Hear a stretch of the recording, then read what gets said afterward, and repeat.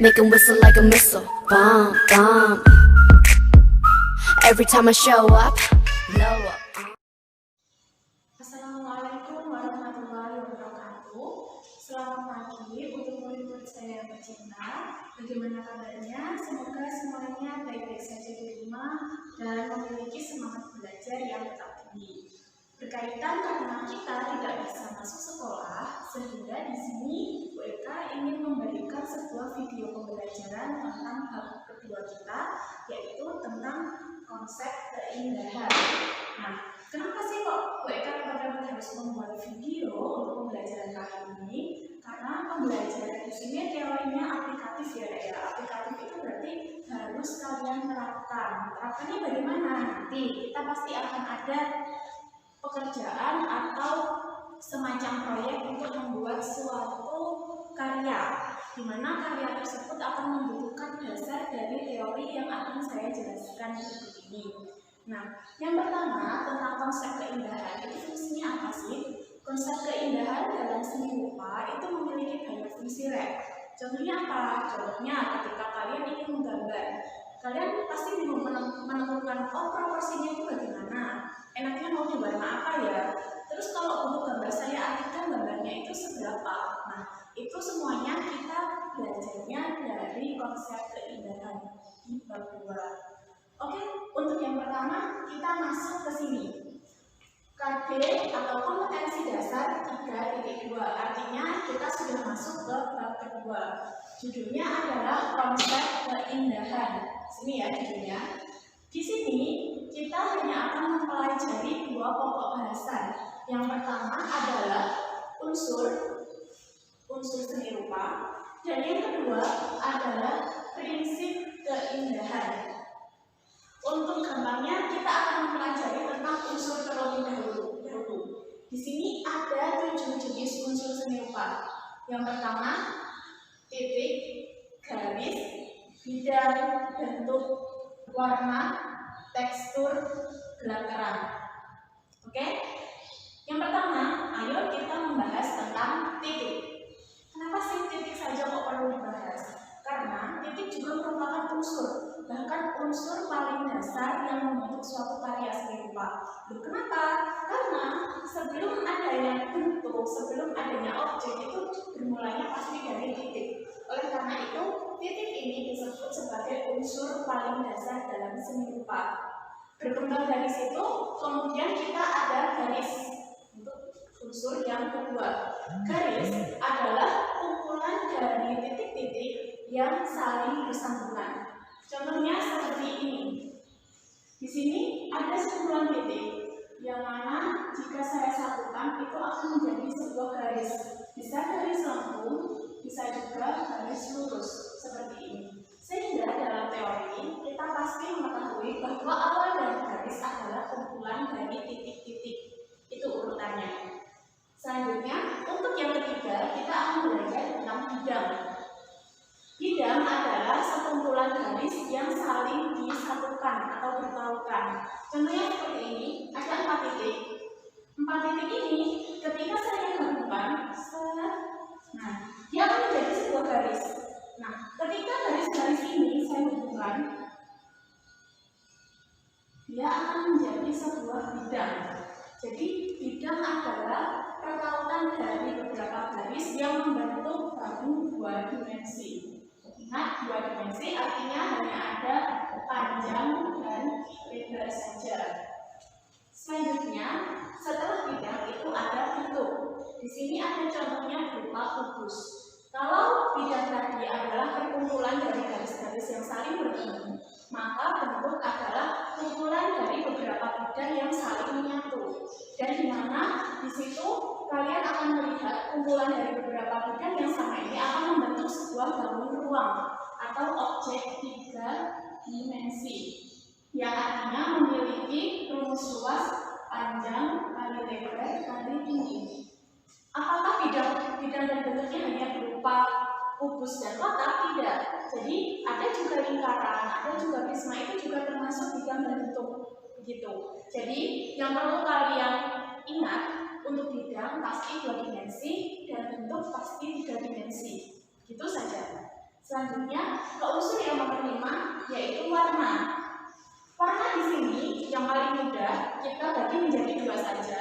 Yang pertama warna primer atau warna dasar, selanjutnya warna sekunder atau warna campuran.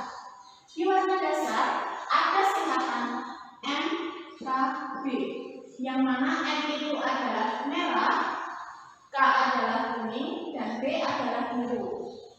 Loh, terus putih sama hitam itu masuk warna apa enggak, Bu? Nah, di sini kalau dalam dunia seni rupa, putih dan hitam itu tidak masuk warna, mereka masuk ke hue dan saturation. Jadi tingkat cerah dan gelapnya suatu objek. Sehingga warna dasar yang dikenal itu adalah merah, kuning, dan biru. Selanjutnya ada warna sekunder. Warna sekunder ini adalah warna campuran. Contohnya apa? Ada O yang berarti orange, U yang berarti ungu, dan H yang artinya hijau. Dari mana dapatnya O, U, dan H ini? Orange. Kalau kita lihat, orange itu adalah campuran dari warna merah ke kuning. Merah dan kuning pasti menghasilkan warna orange. Kemudian U, ungu dapat dari mana? Itu adalah percampuran dari merah dan biru. Jadi kalau kalian biasa di rumah mau main-main atau mau percobaan pakai cat air, silahkan dicampur merah sama biru. Pasti itu nanti akan menghasilkan warna ungu. Nah, itulah yang disebut warna sekunder atau warna campuran. Yang terakhir, hijau. Dia adalah percampuran dari kuning dan biru. Nah, jadi orange, ungu, dan hijau adalah warna sekunder, hasil dari pencampuran warna merah, kuning, dan biru. Gitu saja. Nah, untuk yang keenam, kita belajar tentang tekstur. Apa sih itu tekstur? Tekstur itu adalah nilai laba suatu permukaan benda. Kalau kalian menggambar, contohnya, ketika kalian menggambar dengan bidang seperti papan tulis ini, ketika kita raba dan kita lihat, pasti kita tahu, oh teksturnya itu dia halus, gitu. Nah, sekarang lihat bagian papan tulis yang ada bekas kotornya ini, kan? Jika terkesan dari kamera, jika kalian lihat, itu kan ada titik-titiknya ya. Nah, ini adalah termasuk tekstur semu, di mana kesan penglihatan kita itu merasa, oh kok kasar ya. Nah, itu berarti tekstur semu. Karena ketika kalian melihat itu seakan-akan kasar, tapi ketika disentuh, dia ternyata halus. Jadi begitu. Ada nggak tekstur nyata? Ada. Kalau tekstur nyata itu seperti kayu. Jadi apa yang kalian lihat dengan apa yang kalian rasakan itu sama. Kalau kelihatannya kasar dan dipegangnya juga kasar, itu namanya tekstur nyata. Nah, karena di sini kita belajarnya masih menggambar atau membuat suatu bentuk dua dimensi, sehingga yang kita pelajari lebih ke tekstur semuanya. Jadi yang kelihatannya kasar, tapi sebenarnya dia tidak gitu. Itu yang akan kita pelajari nanti. Selanjutnya, yang terakhir untuk unsur adalah gelap terang. Untuk apa sih gelap terang ini? Gelap terang itu sebenarnya adalah untuk memberikan kesan tiga dimensi pada karya kalian. Contohnya seperti ini. Ini ada beberapa gambar sketsa. Lihatkan ya. Di sini ada gambar sketsa. Gelap terangnya belum terlalu kelihatan. Tetapi kalian akan merasa, oh ternyata itu datar, nggak kelihatan timbulnya. Nah, sekarang bandingkan dengan sketsa yang gelap terangnya lebih diperbaiki. Nah, jika kalian melihat gambar yang kedua ini, kalian akan merasa, oh itu duduk di semacam balok atau kubus. Oh itu roknya ada bolong-bolongnya. Oh itu rambutnya tebal. Nah itu berarti dia sudah menggunakan efek gelap terang untuk memberikan kesan tiga dimensi pada objeknya. Bisa dibandingkan antara gambar yang pertama, di mana kesan gelap terangnya belum terlihat terlalu baik, belum didetailkan, dan gambar yang kedua, ketika kesan gelap terangnya sudah didetailkan. Nah, seperti ini. Ini adalah fungsi dari gelap terang dan ketujuh unsur seni rupa. Oke?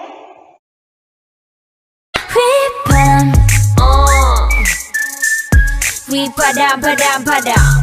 Can you hear that? We pada pada pada bam. Nah, untuk pokok bahasan yang kedua, kita akan belajar tentang prinsip keindahan. Apa sih prinsip keindahan itu? Prinsip keindahan adalah suatu prinsip di mana kalian akan memposisikan, unsur-unsur seni rupa yang kita pelajari tadi menjadi sebuah bentuk dan karya yang indah dalam bidang gambar atau bidang kerja kalian. Jadi seumpama ketika kalian membuat sebuah pohon, oh apakah kamu hanya menggambar batang dan daun saja? Tidak. Jadi bagaimana cara kamu mengkomposisikan ranting, percabangan pohon, daun-daun, warna, tekstur itu diatur dalam prinsip keindahan. Nah, prinsip keindahan ini yang akan kita pelajari juga ada 7 rek. Nah, jadi tadi unsur ada 7, prinsip keindahan juga ada 7. Yang pertama yang akan kita bahas adalah kesatuan. Bahasa Inggrisnya, bahasa kerennya unity. Apa sih itu kesatuan? Kesatuan itu adalah prinsip yang mengatur di mana semua unsur ataupun objek itu dalam satu jarak yang dekat tetapi tetap memiliki interval, gitu. Sehingga di sini kesatuan ditandai dengan adanya pertautan. Pertautan itu adalah bersinggungan, bertumpuk, itu namanya bertaut, dan jarak. Jarak itu interval. Jadi meskipun bertaut dia tetap harus ada jaraknya. Itu yang disebut dengan kesatuan. Bagaimana sih contohnya kesatuan? Di sini kita menggambar beberapa pola.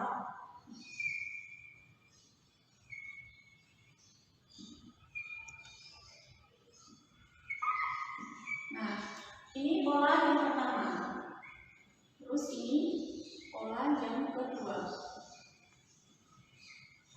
Sama-sama berbentuk atau bidang kotak, di mana bidang yang pertama ini kita memberikan pertautan. Pertautan tadi seperti yang Mbak Eka bilang ada persinggungan. Bisa juga seperti ini ditambah, dia dekat di sini. Nah, ini namanya pertautan rek. Dan yang kedua, 3 ini dia tidak memiliki pertautan. Nah, menurut kalian lebih bersatu yang mana? Yang mana? Nah, di sini pertautannya yang paling jelas adalah di gambar nomor 1 atau pola yang 1. Sehingga pola ini yang memiliki prinsip kesatuan yang lebih kuat dibandingkan dengan gambar yang kedua. Nah, itu adalah contoh kesatuan. Loh, tadi katanya meskipun ada pertautan itu juga harus ada jarak. Nah, jaraknya di mana? Nah, kalau seperti ini kita kan masih di papan tulis ya. Jadi nanti jarak-jaraknya ini harus dihapus. Jadi dia bukan bidang yang transparan. Kemudian di sini kita kasih semacam garis. Nah, ini adalah jaraknya. Ini adalah pertautan dan jarak. Kenapa kok harus itu bukan jauh lebih susah ya?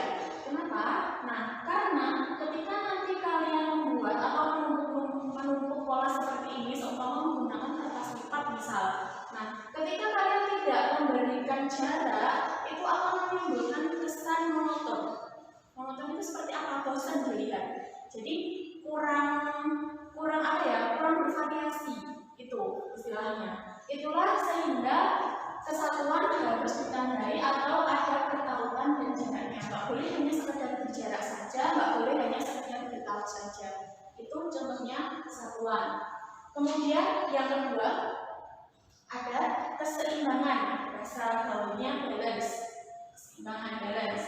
Nah, keseimbangan sendiri itu ada 2 rek. Keseimbangan ini selalu berkaitan dengan kesan berat ringannya suatu karya. Jadi nggak maksudnya kayak menghapus ini misalnya dia upload gitu, enggak. Jadi bukan seperti itu. Menurut di sini teorinya keseimbangan itu mengacu pada, nah ini misalnya di sini ada beberapa karya ya. Ini contohnya nanti kita sekalian. Antara bidang bagian sini dengan bidang yang bagian sini terkesan berat yang mana? Apakah yang di bagian kiri ataukah yang kanan? Nah, itu adalah contoh balance. Jadi balance di sini adalah menimbulkan suatu kesan di mana sisi yang satu itu lebih berat dan sisi yang lainnya lebih ringan. Nah, kalau seperti itu berarti dia termasuk keseimbangan asimetris. Jadi di sini Bu Eka ada lingkaran merah dan di simetris ada lingkaran ungu. Sekarang Bu Eka ingin membuat suatu contoh balance asimetris. Kita pakai bentuk dasar bunga saja yang paling gampang. Nah, ini bagian sebelah sini dan yang bagian sini kita gambar ini. Tadi tengah-tengahnya kita ambil dari sini, ambilnya. Nah, antara bagian sini dan bagian sini lebih terkesan berat yang mana? Nah, kita kan yang sini ya yang lebih berat. Nah, itu berarti ini termasuk sebagai keseimbangan asimetris, gitu caranya. Terus kalau yang simetris itu yang kayak gimana sih? Yang simetris itu adalah keseimbangan di mana antara kanan kiri dan atas bawahnya itu sama. Jadi bisa juga disebut sebagai keseimbangan cermin. Contohnya seperti ini. Kita pakai bentuk dasar bunga ya.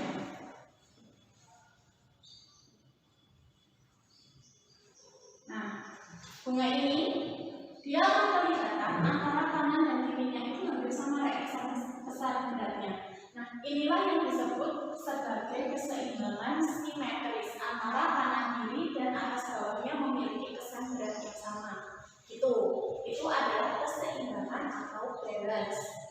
Yang ketiga itu irama. Jadi irama itu tidak hanya sekedar ada di seni musik, tapi juga ada di seni rupa. Di seni rupa fungsinya irama itu apa? Irama itu kita lihat dulu dari bahasa Inggrisnya, dia adalah rhythm. Irama berarti suatu pengulangan beberapa unsur seni rupa dan menimbulkan kesan gerak.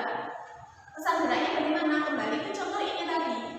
Nah, ini paling kuat iramanya, dia bisa dilihat dari dua sisi. Yang pertama irama yang di sini, kemudian irama yang di sini. Nah, di sini ada irama apa? Oh, di sini ada irama segitiga, persegi, dan lingkaran.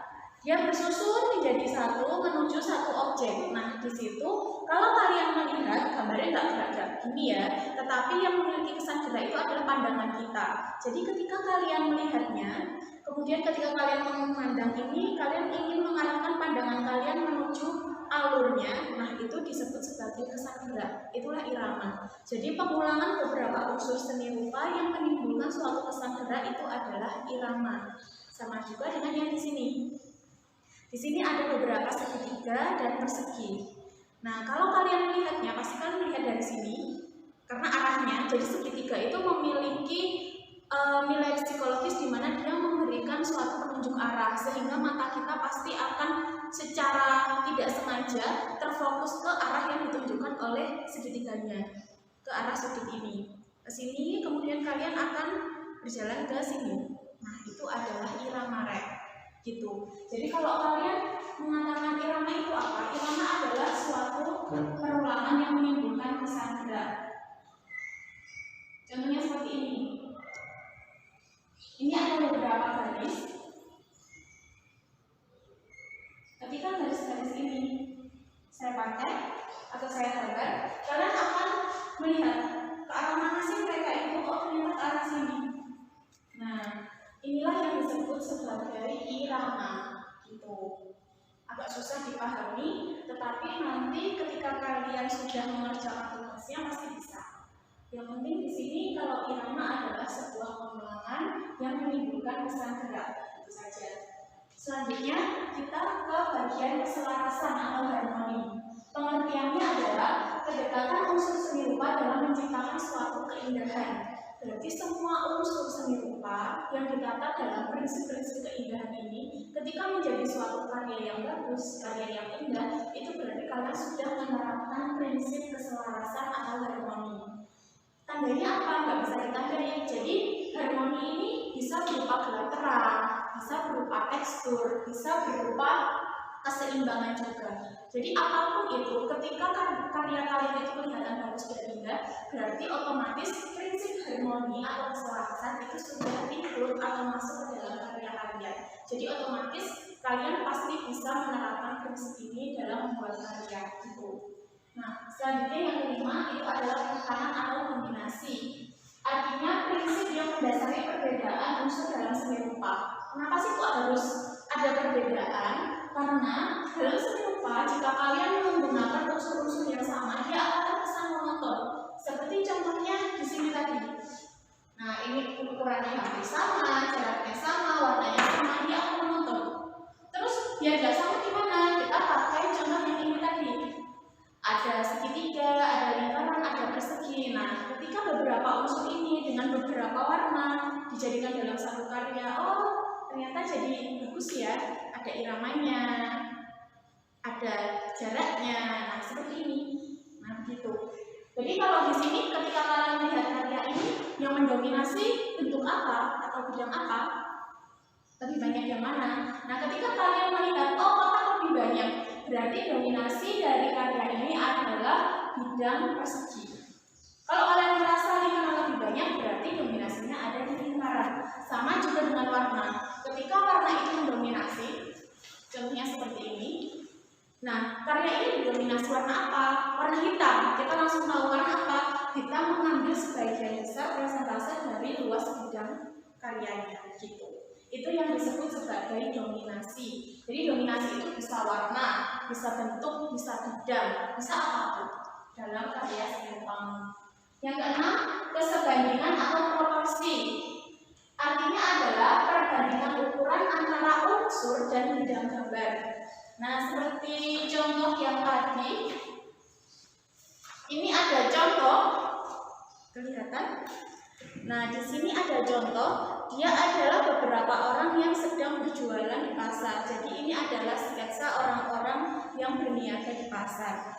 Dari contoh-contoh ini, proporsinya dilihat dari mana? Nah, di sini ada keranjangnya, di sini ada orangnya 1, 2, 3, 4. Nah, orang ini besarnya harus berapa kali keranjang?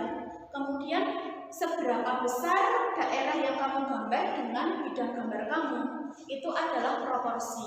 Jadi ketika kalian menggunakan sebuah kertas gambar, ingin melukis wajah misalnya, nah itu ada perbandingannya, ada proporsinya.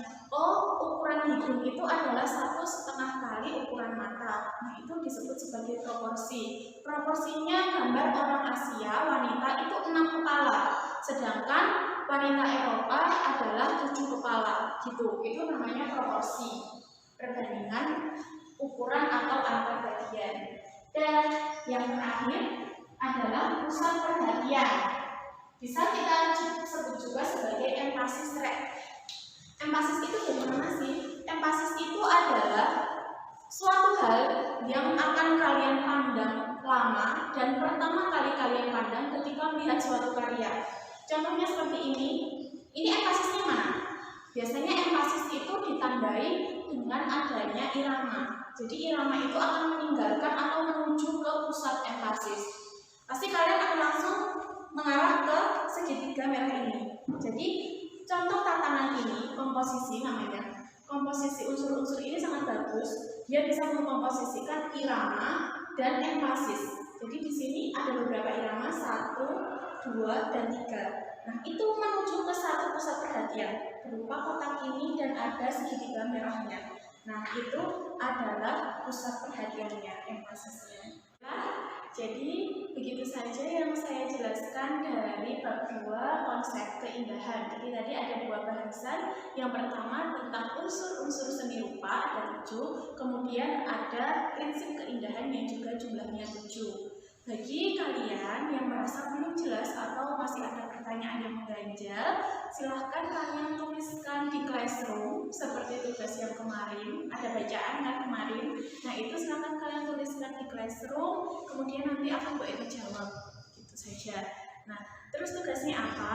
Untuk kali ini tugasnya akan Bu Eka upload saja di Classroom. Jadi nanti tugasnya membuat karya-karya seperti ini. Sehingga yang kalian perlu siapkan adalah yang pertama, kertas gambar atau kertas A4 kosongan putih seperti ini. Kemudian kertas lipat 3 warna, jadi hanya boleh ada 3 warna. Kemudian gunting, penggaris, dan lem kertas. Sudah itu saja yang kalian perlukan. Nanti untuk aturannya berapa jumlahnya, bentuknya apa saja, itu akan Bu Eka tuliskan di Google Classroom. Oke, Rek, begitu saja. Semoga apa yang saya jelaskan bisa kalian pahami dan mengerti, dan jangan sungkan untuk bertanya apabila masih ada ganjalan. Baiklah, begitu saja Bu Eka akhiri. Wassalamualaikum warahmatullahi wabarakatuh. 아무 말 하지마 Just whistle to my heart 그 소리가 지금 나를 이렇게 설레게 해 Boom boom